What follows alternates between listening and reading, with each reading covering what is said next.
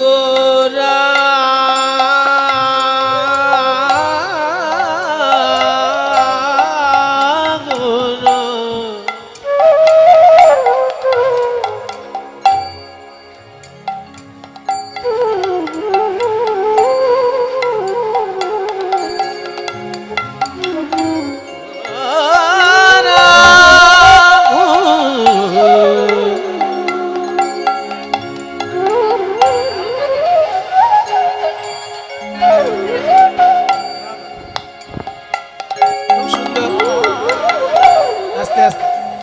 এই এলাকায় শঙ্খ শিল্প খুব বিখ্যাত, তাই এই পরিবারের পক্ষ থেকে অতি অপূর্ব একটি শঙ্খ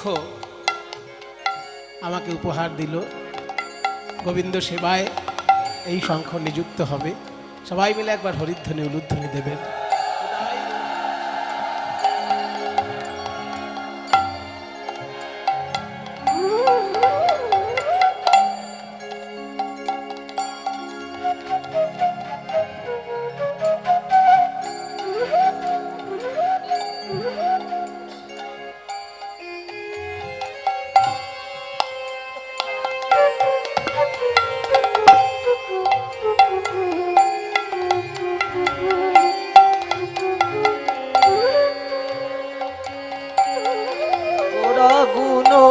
कहने ना जाए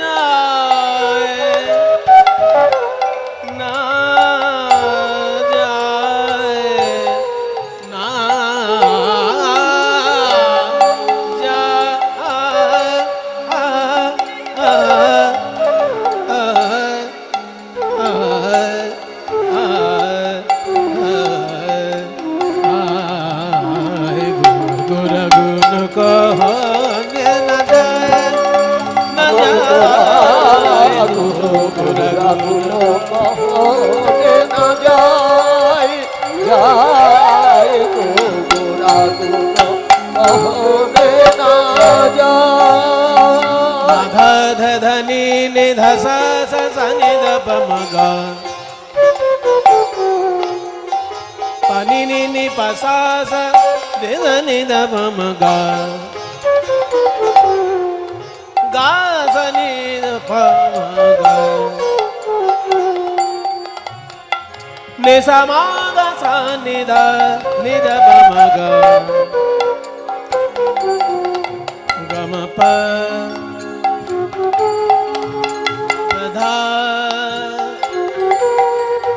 पदनी धनी सा नि सा दा सा नि ध पम गा गुर गुण कहो रे जाय गुर गुण कहो रे ना जाय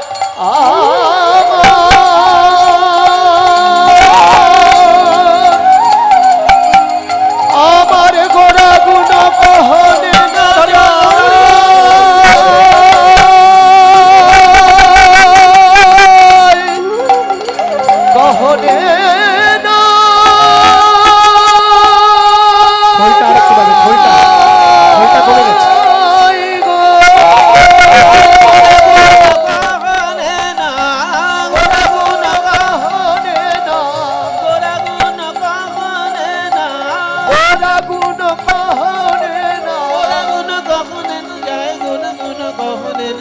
গোরা গুণ কহনে না যায়। গোরা গুণ কহনে না যায়, যায় গোরা গুণ কহনে না যায়, যায় গোরা গুণ কহনে না যায়।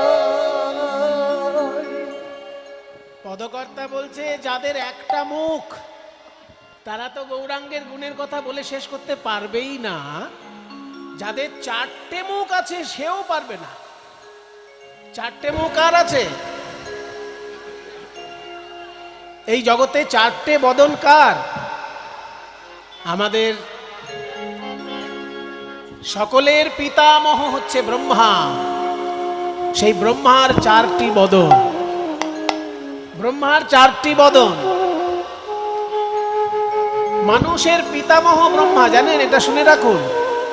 ব্রহ্মার পুত্র মনু, আর মনু থেকে মানব জাতির উৎপত্তি। ওই মনু থেকে মানব জাতির উৎপত্তি বলে ব্রহ্মাকে বলা হয় মানব জাতির পিতামহ। পিতামহ মানে ঠাকুর দাদা। মনু মহারাজ হচ্ছেন মানব জাতির পিতা, আর মনুর পিতা ব্রহ্মা হচ্ছে মানব জাতির পিতামহ। সেই ব্রহ্মার চারটি বদন। আর ব্রহ্মা যদি ঠিক ঠিক তার কর্ম পরিচালনা করতে পারে, সৃষ্টি তত্ত্ব বজায় রাখতে পারে, তাহলে ব্রহ্মা পরজন্মে আবার ব্রহ্মা হয়, কিন্তু তার একটা বদন জুড়ে যায়। এরকম জুড়তে জুড়তে শত বদনের ব্রহ্মাও আছে, সহস্র বদনের ব্রহ্মাও আছে।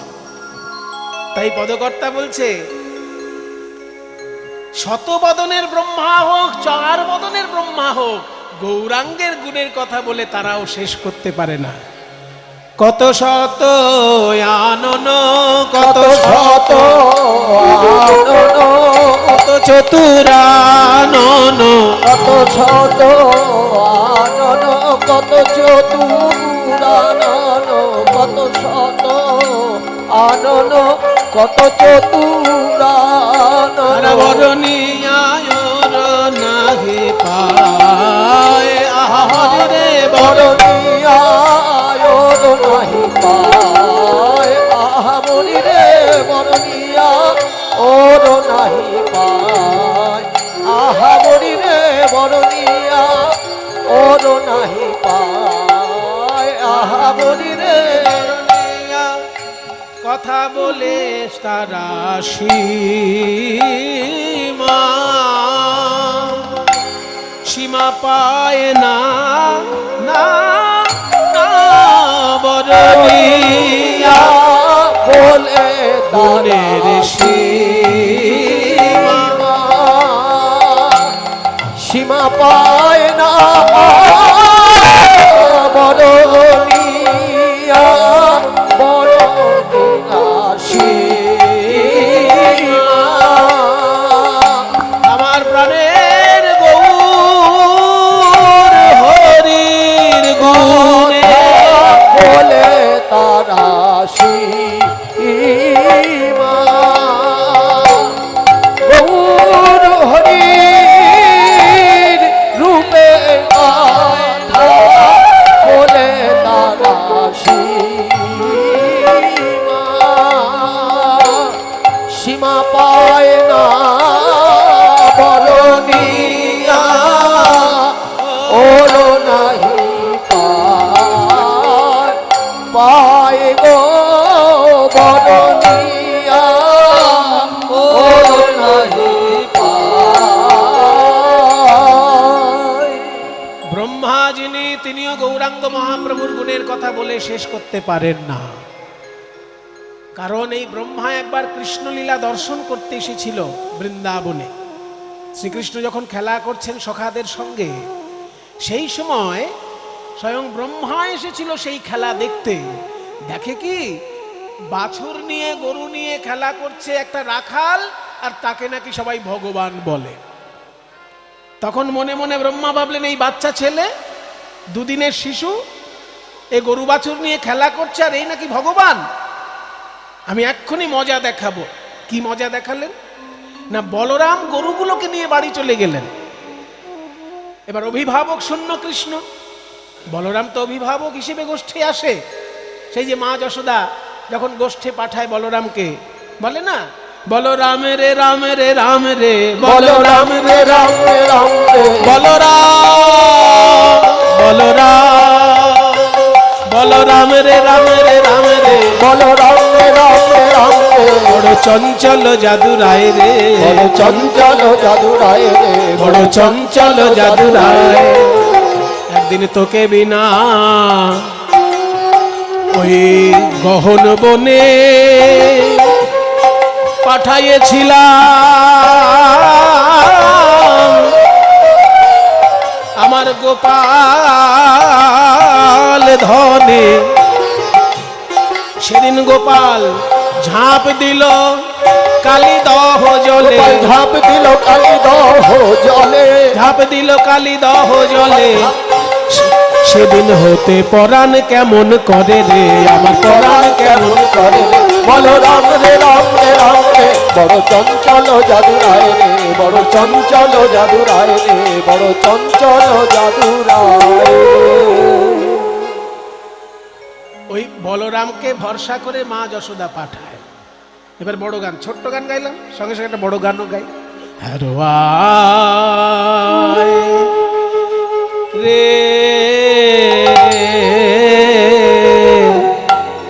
বলো, ও বলো রাম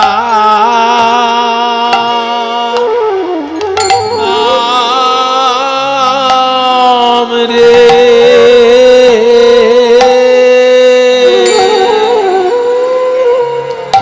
একবার হাত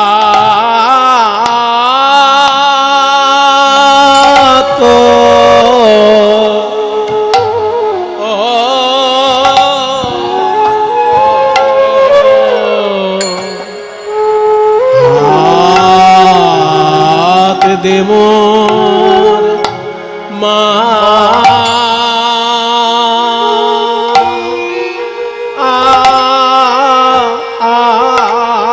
আথে হেরো আয় রে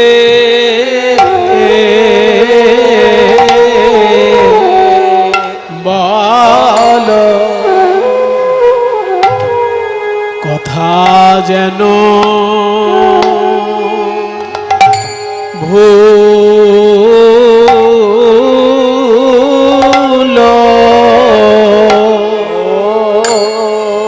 ভুলো না বা,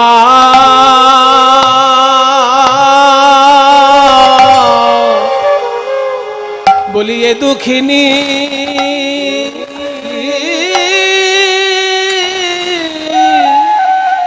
মায়ের কথা আমার মাথায় হাত, মাথায় হাত দিয়ে বলো, বলিয়ে দুঃখিনী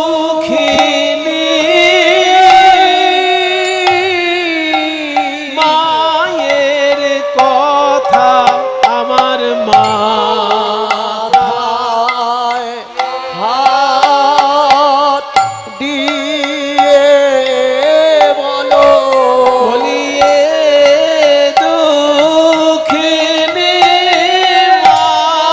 মায়ের কথা আমার মাথায় হাত দিয়ে বলো, যেন ভুলো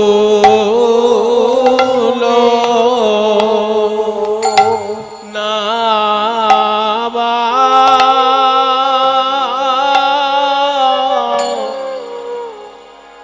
হ্যারো আয় রে বলরাম, হাত দে মোর মাথে।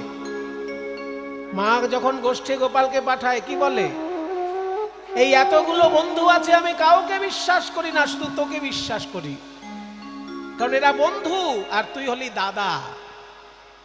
বেশি আপন কে হয়, বন্ধু না দাদা? রক্তের সম্পর্ক কার সঙ্গে? দাদার সঙ্গে। কাজেই এত বন্ধু কৃষ্ণের, শ্রীদাম সুদাম দাম বসুদাম সুবল মহাবল সুবাহু মহাবাহুস্তক কৃষ্ণ অর্জুন লবঙ্গ মধুমঙ্গল, এত বন্ধু শ্রীকৃষ্ণের। আরো আছে হলায়ুধ বরুথপ গন্ধর্ব কিঙ্কিনী অংশুমান ভদ্রসেন বসন্ত বিলাসী উজ্জ্বল কোকিল কলবিঙ্ক পুণ্ডরী, এত বন্ধু কৃষ্ণের। কিন্তু মা যশোদা ভরসা করে বলরামকে, বলছে হ্যাঁ আয় রে বলরাম, হাত দে মোর মাথে। আমি যে গোপালকে তোর কাছে দিচ্ছি, ভাবিস না যে আমার ছেলেকে তোর সঙ্গে পাঠাচ্ছি। তাহলে কি ভাববো মা, কি ভাববি? আমার শরীরটা ঘরে পড়ে থাকলো, আমার প্রাণটা তোর সঙ্গে পাঠিয়ে দিলাম। কি সুন্দর না কথাটা। বলছে ধড় রাখিয়া পরাণ দিলাম তোর হাতে, হাত দে মোর মাথে। আমার মাথায় হাত দিয়ে কথা দে যে ঠিক সময়ে তুই গোপালকে ঘরে নিয়ে আসবি। আমার দেহটা পড়ে থাকলো ঘরে, আর প্রাণটা আমি তোর হাতে তুলে দিলাম। ওরে ধড় রাখিয়া পরাণ, ধড় রাখিয়া পরাণ দিলাম তোর হাতে রে। ওরে ধড় রাখিয়া পরাণ, আমি প্রাণ তোরে দিলাম, আমি পরাণ তোরে দিলাম। আমার শূন্য দেহ ঘরে রইল, আমার পরাণ দিলাম শূন্য দেহ ঘরে রইল। বেলি অবসানে এনে দিবি শূন্য দেহ ঘরে রইল। বেলিও শূন্য দেহ ঘরে রইল, আমার শূন্য দেহ ঘরে রইল, শূন্য দেহ ঘরে রইল, শূন্য দেহ ঘরে রইল। আমার প্রাণ তোরে দিলাম, ধড় রাখিয়া ঘরে পরাণ দিলাম তোর হাতে রে, পরাণ দিলাম তোর হাতে। সেই জন্য বলরামকে ভরসা করে মা যশোদা। গোপালকে কারোর হাতে ছাড়তে পায় না, বলরাম থাকলে তবে গোপালকে ছাড়ে। এবার গোপাল কানে কানে বলরামকে বলেছে, দাদা তুমি কিন্তু আবার মাকে বলে দিও না আজকে তোমার জন্মদিন, আজকে যে তোমার জন্মদিন এটা আবার মাকে বলে দিও না। সব সত্যি কথা জানা থাকলেও বলতে নাই, প্রয়োজন হলে তবে বলতে হয়, তাই না বাবা? সত্য জানা ভালো, কিন্তু সবসময় ফটর ফটর করে সত্য বলে বেড়ানো উচিত না। সনাতন ধর্মের কিছু নিয়ম আছে খুব সায়েন্টিফিক, মারাত্মকভাবে সোশিয়ালি প্রুভেন, সায়েন্টিফিক একটা ট্রুথ। বলছে যে সত্যং ব্রিয়াত প্রিয়ং ব্রিয়াত মা ব্রিয়াত সত্যম অপ্রিয়ম। বলছে সব সময় সত্য কথা বলবে এবং প্রিয় কথা বলবে, কিন্তু অপ্রিয় সত্য হলে সেটা চট করে বলবে না, প্রয়োজন হলে বলবে। অপ্রিয় সত্য কথা যেখানে সেখানে বলে মার খেয়ে জীবন হারানোর থেকে সেই সময়টা চেপে যাওয়া ভালো। তাই বলছে অপ্রিয় হলে সত্য বলবে না, দরকার হলে বলবে। যেখানে কোর্ট সেখানে তো বলতেই হবে, কোর্টে যখন বিচারক জিজ্ঞেস করবে তখন অপ্রিয় হলেও তোমাকে সত্য কথাই সেখানে বলতে হবে, কিন্তু যেখানে সেখানে বলে মার খেতে যেও না। তাই বলছে সত্য কথা বলবে, প্রিয় কথা বলবে, কিন্তু মা প্রিয়াত সত্যম অপ্রিয়ম। অপ্রিয় হলে সেই সত্য কথা সবার কাছে বলে বেরিও না, প্রয়োজন মতো, যেমন কোর্টে যদি দরকার হয়, সালিশি যেখানে দরকার সেইখানে করবে। আবার বলছে প্রিয়ম চে না নৃতং প্রিয়াত, আবার প্রিয় কথা হলেও সেটা যেন মিথ্যা বলে ফেলো না। শুনতে ভালো লাগছে বলে একেবারে মিথ্যা কথার ফুলঝুরি ছুটিয়ে দিলে তাহলেও তোমার মতন অপদার্থ পৃথিবীতে আর নেই। সেই জন্য শুনতে ভালো লাগলেও মিথ্যে কথা বলো না, আবার সত্য হলেও অপ্রিয় যেখানে সেখানে বলো না। এসা ধর্ম সনাতন। তাই গোপাল শিখিয়ে দিচ্ছে বলাইকে, শোন দাদা বলাই, মা আমার কেঁদে কেটে তোর হাতে আমাকে তুলে দিচ্ছে, কিন্তু তুই যেন আগে থেকে আবার বলে দিস না দাদা যে আজকে তোর জন্মদিন, কারণ তোকে দুজন মায়ের কথা রাখতে হবে। তোকে তোর মা রোহিণী দেবী বলেছেন তোর জন্মদিন, গোপালকে নিয়ে গোষ্ঠে যাচ্ছিস যা, কিন্তু দুপুর হবার আগে চলে আসবি, আর গোপালরা বিকেলে আসবে।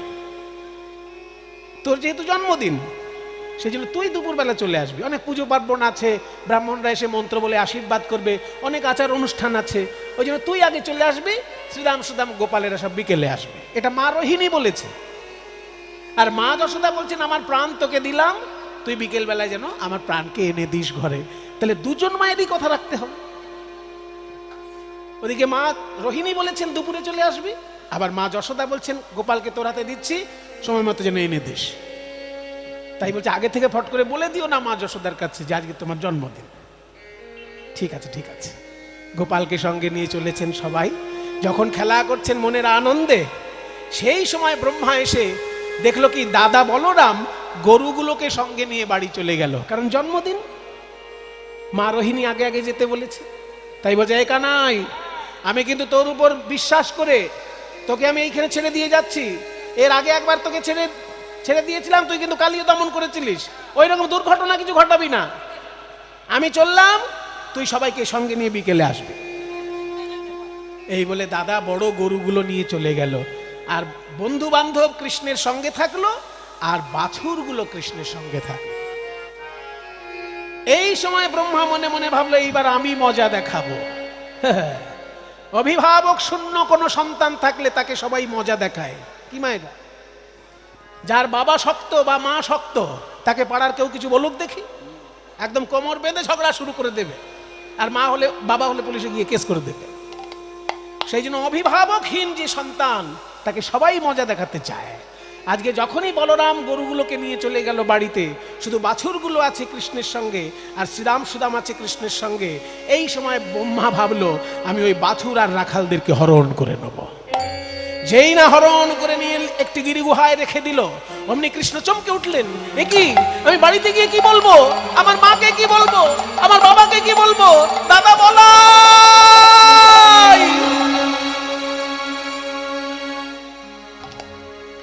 ভগবান যখন লীলা করেন তখন তিনি ভুলে যান তিনি ভগবান। কারণ ক্ষণে ক্ষণে যদি তার মনে পড়ে যায় আমি ভগবান, তাহলে আর লীলা করতে পারবেন না।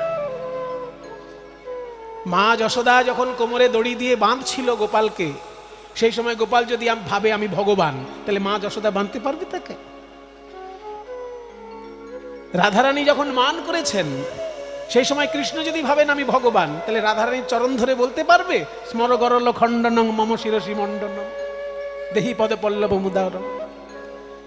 সেই জন্য লীলা করার সময় ভগবান ভুলে থাকেন আমি ভগবান, কিন্তু বিশেষ বিশেষ পরিস্থিতি হলে তখন ভগবানের মনে পড়ে যায়। আজকে যখনই ব্রহ্মা হরণ করেছে বাছুর আর রাখালগণকে, কিছুক্ষণ চিন্তা করে কৃষ্ণ ভাবলেন আমি তো সাধারণ কোন রাখাল বালক নই, আমি তো সেই গোলক অধিপতি প্রাণ গোবিন্দ, সাধারণ এক সৃষ্টিকর্তা ব্রহ্মা, যার 100 বছর হলেই মৃত্যু হয় আবার জন্মায়। এই জন্ম মৃত্যুর চক্করে মানুষ যেমন পড়ে, ব্রহ্মাও তেমনি পড়ে। মানুষ মানুষের আয়ু অনুসারে পড়ে, আর ব্রহ্মা তার নিজের আয়ু অনুসারে পড়ে। আর সেই ব্রহ্মা কিনা আজকে আমার লীলায় আঘাত করতে এসেছে। দুদিনের ব্রহ্মা, আমিও তোমাকে দেখাবো মজা, তবে অন্যভাবে। আমি বৃন্দাবনে যতদিন বাস করব চক্র ধরবো না, কারণ বৃন্দাবন আমার প্রেমের রাজত্ব। তাই এখানে আমি লীলার মাধ্যমে তোমার অহংকার চূর্ণ করব। কি করলেন লীলা না, নিজেই হয়ে গেলেন শ্রীরাম সুদাম দাম্ব সুদাম, আর নিজেই হয়ে গেলেন নানান রঙের বাছুর। বাড়িতে যখন ঘুরে আসছেন গোবিন্দ, শ্রীরাম সুদামের মায়েরা অন্যান্য দিন আগে কৃষ্ণকে কোলে নেয়, তারপর নিজের ছেলেকে কোলে নেয়, কিন্তু আজকে আগে নিজের ছেলেকে কোলে নিচ্ছে, তারপর কৃষ্ণকে কোলে নিচ্ছে। উল্টে গেছে ব্যাপার। অন্যান্য দিন গরুগুলোও কৃষ্ণকে এত ভালোবাসে যে কৃষ্ণের জন্য আগে দুধ দোয়ানো হবে, তারপর বাছুরকে দুধ খেতে দেবে। কিন্তু আজকে দেখা গেল বাছুরগুলো দিব্যি গরুর বাঁটে মুখ দিয়ে দুধ খাচ্ছে, গরুগুলো কিচ্ছু বলছে না। এই দৃশ্য দেখে কেউ অবাক হয়নি, শুধু বলরাম অবাক হলো যে কোনোদিন তো এমন ঘটে না, আজকে কেন শ্রীদাম সুদামের মায়েরা নিজের ছেলেকে আগে কোলে নিচ্ছে? অন্যান্য দিন তো আমার ভাইকে আগে কোলে নেয়। চোখ বন্ধ করে বলরাম ধ্যানে বসলো। ধ্যানে দেখতে পেল যে যখন সে গরুগুলো নিয়ে চলে এসেছে, তারপরেই ব্রহ্মা এসে কৃষ্ণের বাছুর আর কৃষ্ণের রাখালদেরকে হরণ করে নিয়েছে। তাই কৃষ্ণ নিজেই হয়ে গেছেন শ্রীদাম সুদাম দাম্ব সুদাম, আর নিজেই হয়েছেন সব বাছুর। এই রকম লীলা চলতে লাগলো একটা বছর ধরে। 1 বছর প্রতিদিন গোবিন্দ নিজেই বা রাখাল সেজে গোষ্ঠে যায়, আবার নিজেই রাখাল সেজে গোষ্ঠ থেকে আসে। 1 বছর চলছে এরকম লীলা। এখানে একটা গূঢ় রহস্য আছে। আপনারা যারা কৃষ্ণলীলা শুনে অভ্যস্ত তারা জানেন যে ভগবান কৃষ্ণ যখনই বিপদে পড়েন তখনই যোগ মায়াকে স্মরণ করেন। যেমন নৌকা বিলাস লীলায় বলেছে, যোগ মায়া তুমি আমাকে একটা নৌকা বানিয়ে দাও। তাহলে আজকের লীলায় শ্রীকৃষ্ণ কেন যোগ মায়াকে বললেন না যে আমাকে রাখাল বানিয়ে দাও, আমাকে বাছুর বানিয়ে দাও? এখানে একটা গূঢ় রহস্য আছে। এই রহস্যটা ভেদ করেছেন 6 গোস্বামী তাদের ভাগবতের টিকায়।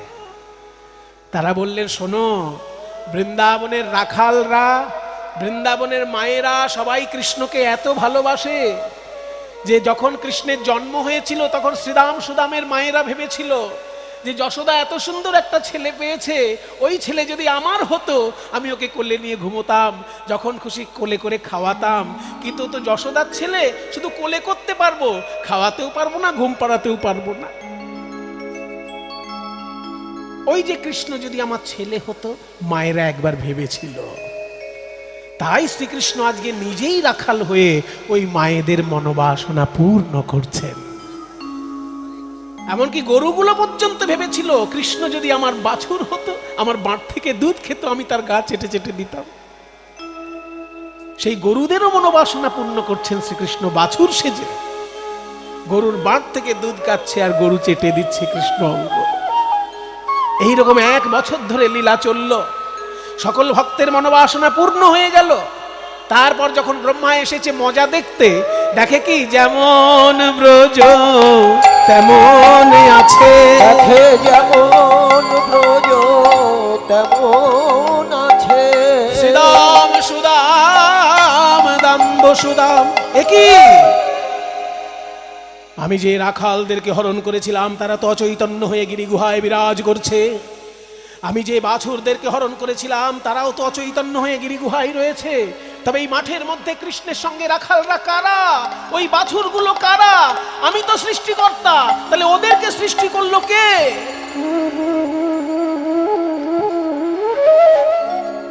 তবে কি আমার মারাত্মক ভুল হয়ে গেছে? তবে কি আমি ভগবানকে চিনতে পারিনি? তবে কি যে কৃষ্ণের দর্শন আমি পেতে পারি না গোলকে গিয়ে, সেই গোলক অধিপতি গোবিন্দই কি এই ছোট্ট রাখাল? ওই গোলক থেকে ভুলোকে নেমে এসে উনি কি লীলা করছেন রাখাল রূপে? আর কাল বিলম্ব না করে ব্রহ্মা ছুটে এসে গোবিন্দের 2টি চরণে আছাড় খেয়ে পড়ল। হে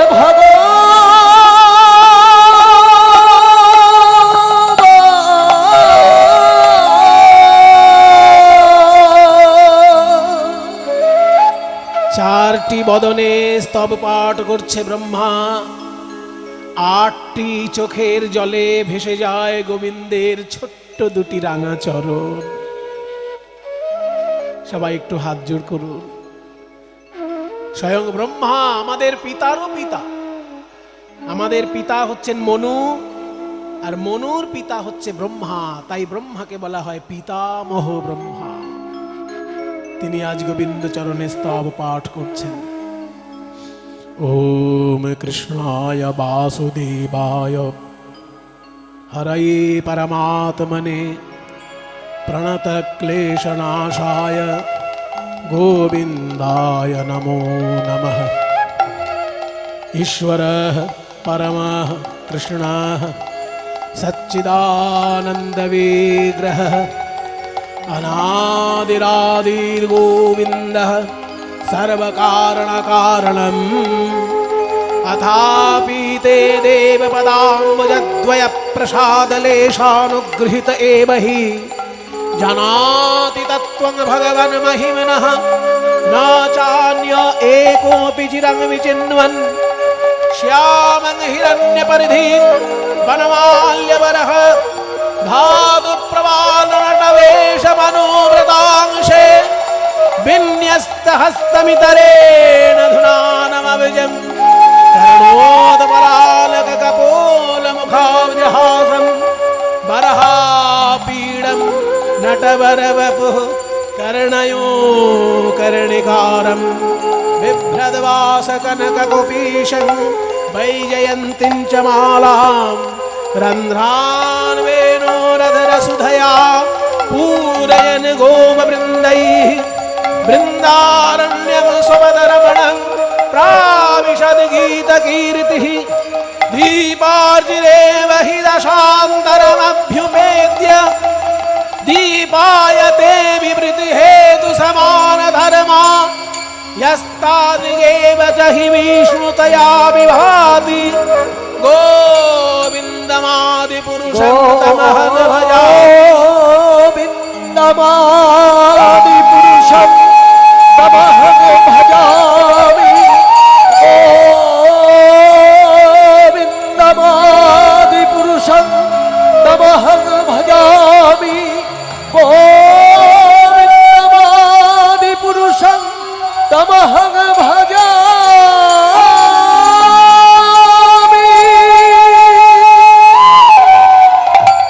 স্তব্ধ হও ব্রহ্মা।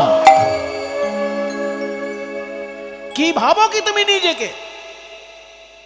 সৃষ্টিকর্তা দেবতা তুমি, ব্রহ্মা বিষ্ণু মহেশ্বর, তুমি ব্রহ্মা সৃষ্টিকর্তা, কিন্তু তা বলে তুমি কি আমারও সৃষ্টিকর্তা? আমার ইচ্ছায় তুমি সৃষ্টিকর্তা রূপে কাজ করছো, আর আজকে আমার লীলা তুমি আঘাত করতে এসেছো। প্রভু হে, কে তোমায় চিনিতে পারে?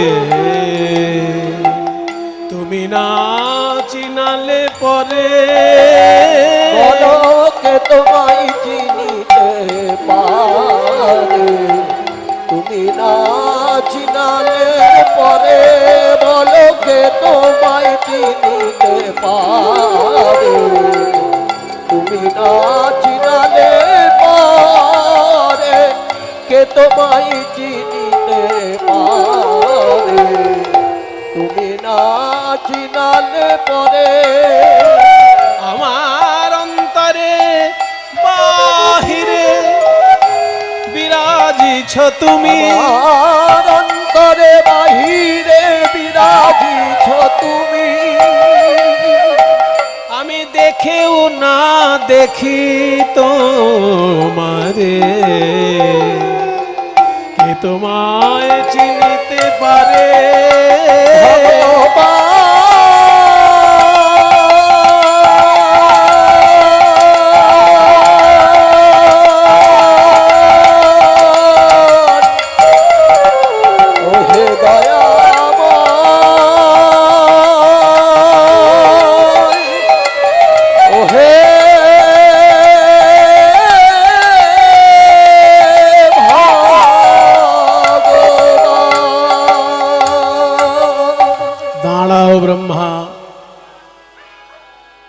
সৃষ্টিকর্তা দেবতা হয়েও তুমি করেছো অপরাধ, তাই তোমাকে শাস্তি পেতেই হবে। সাধারণ বোকা লোকেরা আমাকে নররূপে লীলা করতে দেখে অবজ্ঞা করে। বোকা মানুষ তো জানে না আমি কখনো কখনো লীলা করার জন্য মানুষ রূপে নেমে আসি। অবজানন্তি মাং মূঢ়া মানসিং তনুমাশ্রিতং পরং ভাবম জানন্ত মম ভূত মহেশ্বরম। তাই বোকা লোকের মতো তুমি যেহেতু আমার নররূপের লীলাকে অবজ্ঞা করেছো, তাই আগামী কলিযুগে তুমি নরকুলে জন্মগ্রহণ করো। ওহে ভগবান